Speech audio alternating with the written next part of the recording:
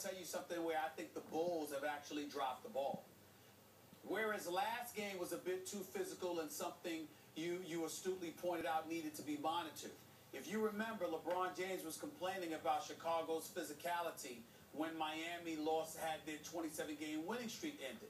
And everybody went on the air and said those were not dirty plays. You looked at the Heinrich foul, you look at a couple other fouls, you thought that LeBron was overreacting to some degree. What I'm saying to you is I don't think the Bulls have reminded the officials of that.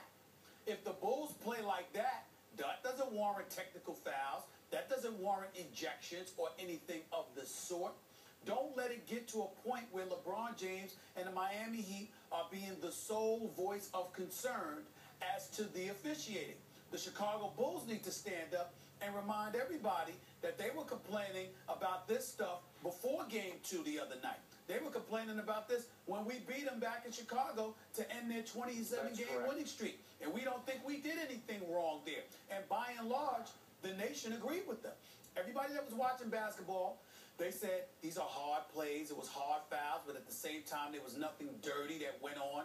We saw LeBron James throw his body into Carlos Boozer. Yeah. We didn't see Carlos Boozer respond to that. You understand? And it wasn't like LeBron James was going through picks and he was experiencing some things, but it was just physical basketball. I think it's important for Chicago to have any shot in this series by reminding the officials every physical play ain't dirty.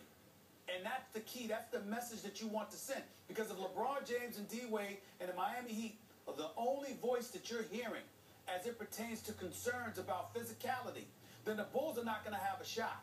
And we know they're not as talented, they're not as deep, they're depleted and decimated injury-wise or illness-wise. You've got to be able to play to your strength.